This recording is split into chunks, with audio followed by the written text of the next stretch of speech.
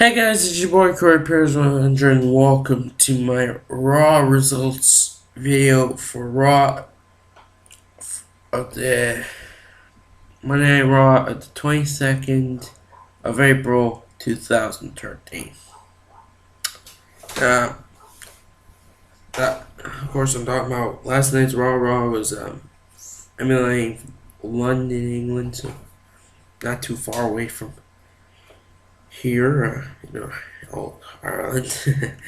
So actually not that far away. I'm sure they're back in. No, wait, they're on the first SmackDown as well, so they're probably still there. There you go. We'll go stalk them. Let's talk about the show, shall we? The show started off with Paul Heyman claiming that Triple H actually did. Triple H sent Heyman an email saying like he would answer Lesnar's challenges next week due to his injuries suffered after something against Lesnar. But Heyman kind of got a bit of a shock when Triple H came out and told him that he had lied in the email. Heyman getting a bit of his own medicine. As for the challenge, well, let's see. Oh yeah, it was accepted. Then the Walrus, i.e. Paul Heyman, got what he deserved. A pedigree. Yeah, the game felt, that's a pedigree, Paul Heyman. Yeah, that'll set off the London crowd like a fucking box of fireworks, and that's exactly what happened. The London crowd was pretty good tonight, but still nowhere close to emulating the New Jersey crowd from 2 weeks ago. That is for sure. The first match of the night was R-Truth versus Antonio Cesaro. R-Truth defeated Antonio Cesaro, but before the match, R-Truth was singing "What's Up" again. Maybe this is a sign that R-Truth's actually getting his sanity back, and he's not going to be talking to little Jimmy anymore. Who little Jimmy is, I don't know. He's not real.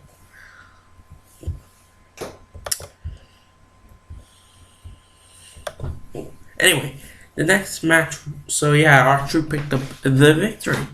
R-Truth's been kind of a roll. He defeated Wade Barrett, and now he's defeated the former United States champion Antonio Cesaro. They might be giving an R-Truth push. I don't know. We'll have to wait and see. The next match was Damon Sandow versus Bryce Clay. Sandow actually picked up the victory, but because he grabbed Bryce Clay's attire thing,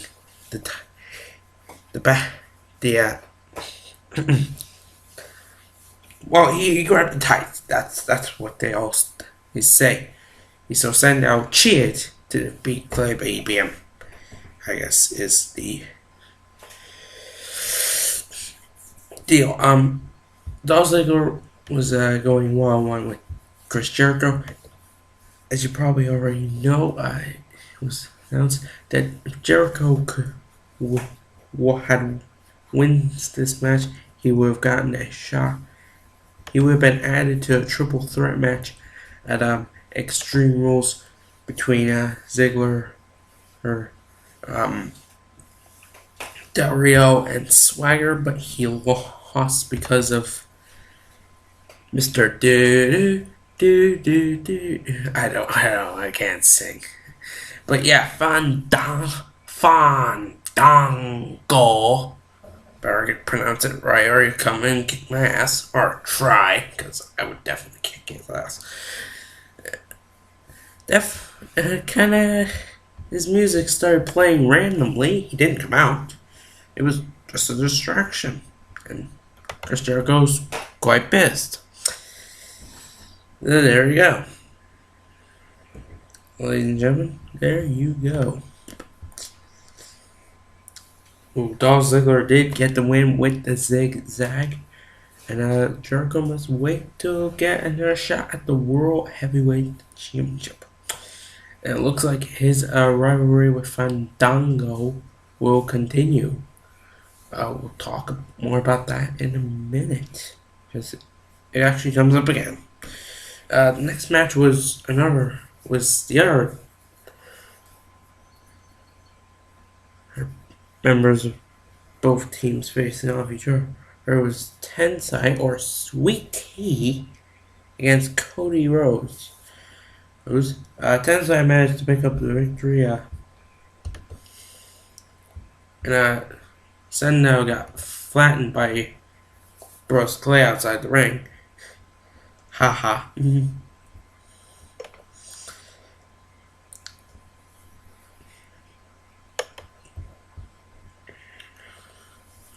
So yeah.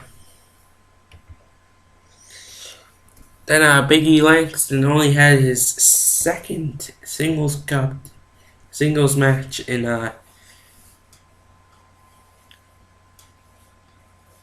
WWE on Monday Night Raw.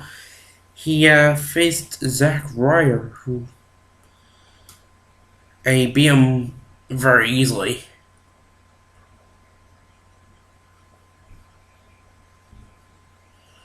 And there were rumors that Zack Ryder was meant to turn heel tonight, but he didn't. He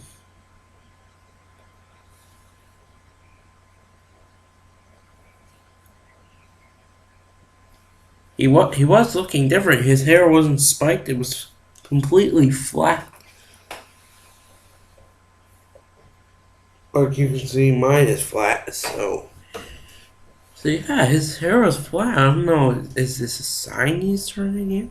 Is he turning heel? If you saw his last episode, and I use that quote very abruptly, that he's not really getting into this whole Zack Ryder internet champion thing anymore.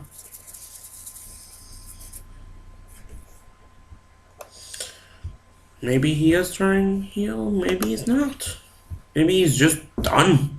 He's just done, just fed up with being either a no-show or a fucking punching bag.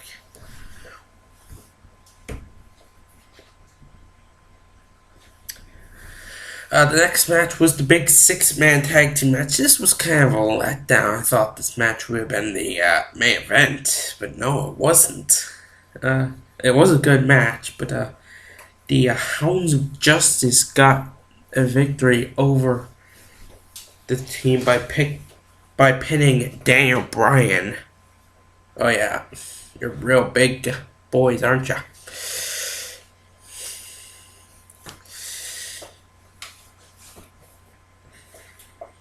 I can see this a possible rematch for Extreme Rules. Hopefully there will be, because I definitely think this will be the team that deals the Shield their first defeat.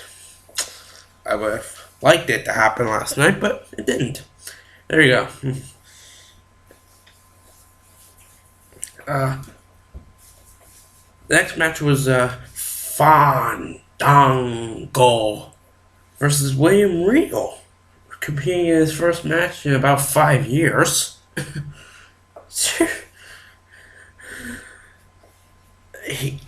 Fandango obviously won. He's still undefeated, and as for William Regal, he's still a fucking pushover. He has a lot of pushovers, don't they? Now, after the match, Fandango and a special English dancer, it wasn't his normal female dancer that he normally comes to the ring with. I guess he had a new one. I guess she was like a special English dancer. As they were going to And Angle was like dancing, celebrating his victory, and from behind, Chris Jericho attacked him and threw him off the stage, which a few years ago would have really hurt Fandango, but it's the stage has been modified over the years, and it's not that deadly anymore. You may have scraped his knee or something. After that, I found Chris Jericho extended his hand to your one, and she took it for whatever reason. Don't know. I guess she doesn't know how it works. And he danced with her, even tipped her. And you can see Fandango that's my thing. So definitely definitely that rivalry will definitely continue going into Extreme Rules.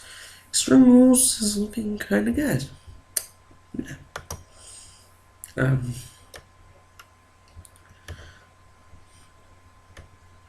The last match of the night was another Divas match. I mean, they gotta stop putting the Divas on last. Because this was like a very crap match. It was hardly a match at all. AJ Lee won a Battle Royal to become the number one contender to the Divas Championship against Caitlyn. I don't know when they're going to have the match. Probably Extreme Rules. If not, they'll probably schedule it for a Raw leading up to Extreme Rules or something.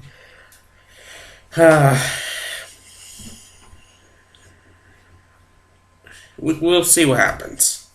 Right back in the last segment of the match. Last segment of the night. Ryback confronted Mick Foley. Mick Foley was saying, you shouldn't have walked away. You have to be a man. Ryback was obviously gonna beat Mick Foley up, but luckily John Cena came to Foley's aid. Foley went away because Cena said, go away between me and him, basically. And Cena and Ryback were facing each other down, and all we hear is the Shield's music hit. And here they come, as they normally do. This time, John Cena seemingly was paying Ryback back for last week when Ryback left Cena high and dry, defending for himself against the Shield. Well, it seemed like John Cena had done the exact same thing, but Cena came back with a steel chair and defended off the Shield. I mean, he walloped them good.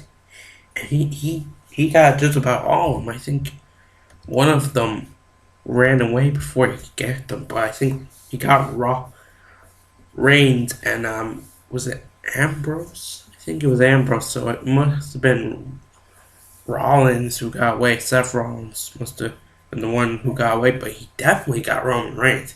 He clobbered Roman Reigns in the back 5 times or something like that. I wasn't actually keeping count. That's just a random number. Out of that, see, I went into ring. This was outside the ring. He already Ryback drive him out of the ring. He got the chair and he drove him away. The two he belted with the chair went through the crowd. The other one actually went up the rampway. I don't know where he went.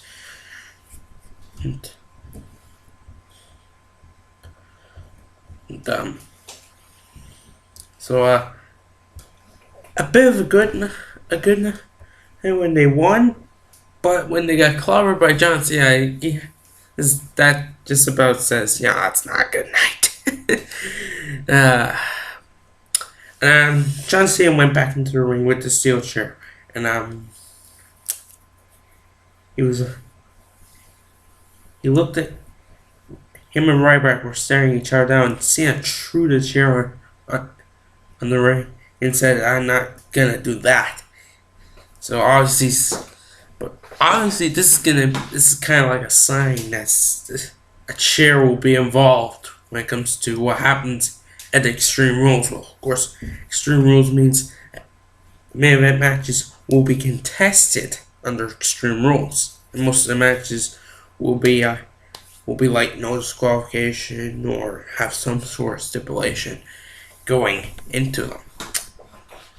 We'll see. Ryback took one glance down the chair like this, and while he was doing that, it picked him up and actually adjusted him right in the ring. So they got a bit of a revenge going into Extreme Rules. So we will see what happens next week on Raw. And we will also see what happens this Friday on Friday Night SmackDown.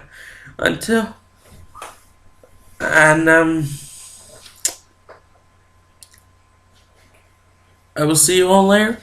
Or until then, this has been your boy Corey Pierce 100. Please like, subscribe, and